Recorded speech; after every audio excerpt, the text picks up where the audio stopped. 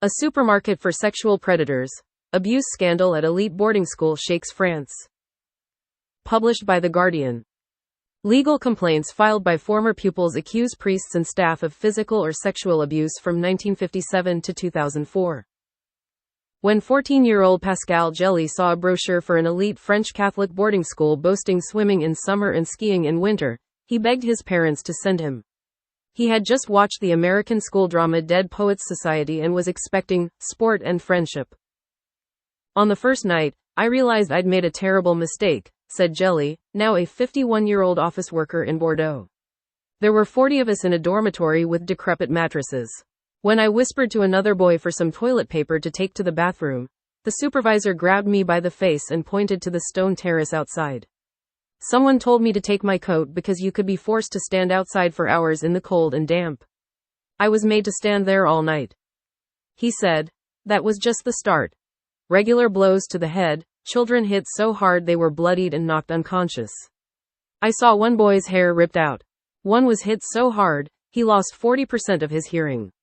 Sometimes we would all be made to stand beside our beds for hours at night because someone whispered, or our beds were upturned with us in them. It was absolute terror. Gélie is part of a group of former pupils at the private Catholic school, Notre-Dame de Bétharram, whose accounts of violence, rape and sexual assault have exposed what is thought to be the biggest school child abuse scandal in French history. The education minister, Élisabeth Borne, has called it a #MeTooSchools moment. A French parliamentary inquiry has heard months of testimony on Bétharram, which is located in the foothills of the Pyrenees near the pilgrimage town of Lourdes, and other private schools and children's homes across France. On Wednesday, the inquiry is due to publish its report and 50 recommendations on preventing violence in education.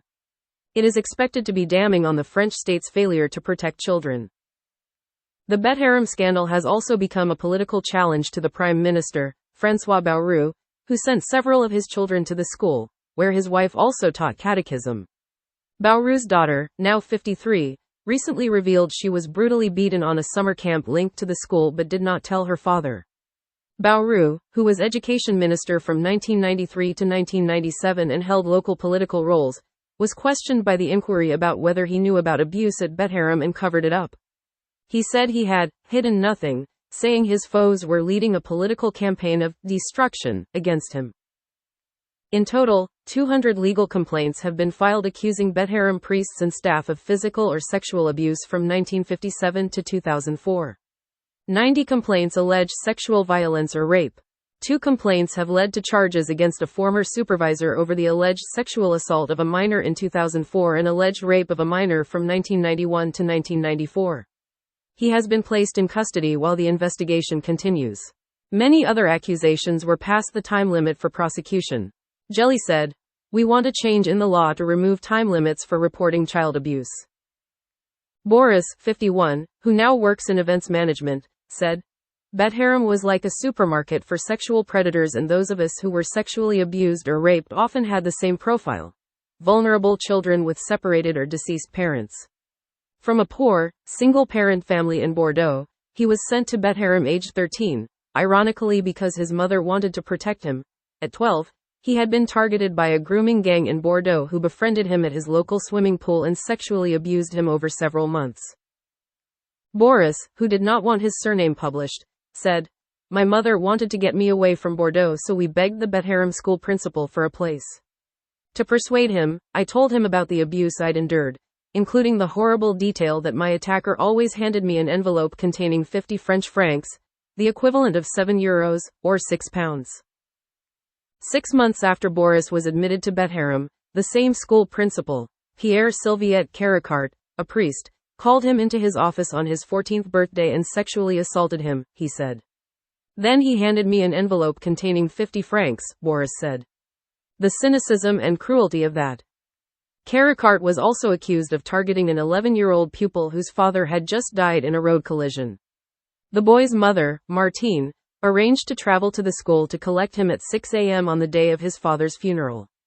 Martine, now 71, who does not want her surname published, said, "Before I arrived, Father Caricart woke my son and took him to the priest's shower room where he told him to wash to look nice for the funeral. Then, in that bathroom, he submitted my son to a terrible sexual attack. Martine's son did not tell her about the abuse, but she noticed his extreme anguish. She said, "At the crematorium, he was distraught. He lay on his father's coffin and tried to open it. He said, 'I want to go with Dad.'" A decade later, in 1997, aged 21, Martine's son was arrested for exposing himself. He broke down in police questioning and for the first time spoke about repeated sexual abuse at Bétharram. A police investigation was opened for rape and sexual assault of a minor. Caricart, who denied the allegations, was charged and placed in pre-trial detention. But to the surprise of the lead investigator on the case, Caricart was released after 2 weeks, and was subsequently allowed to move to Rome. After French police contacted him for questioning over a second complaint filed in 2000, Caricart killed himself. Bauru was asked by the parliamentary inquiry whether he had sought information on the case from the investigating magistrate and potentially intervened. He denied intervening in any way.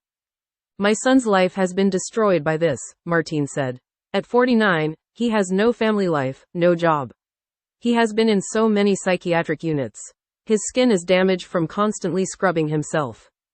The organization of priests that ran the school at Bétharram said in March that it accepted responsibility for the suffering of former pupils, and had launched an independent inquiry into what it called massive abuse over decades.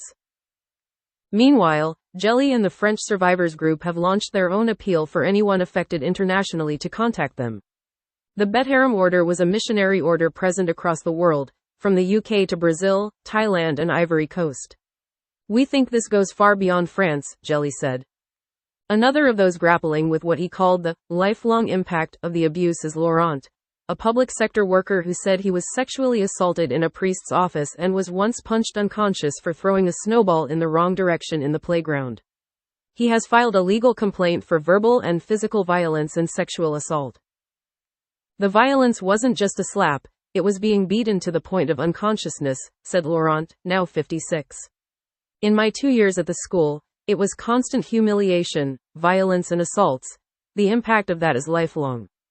I'm speaking out now to make sure this can never happen to any child again."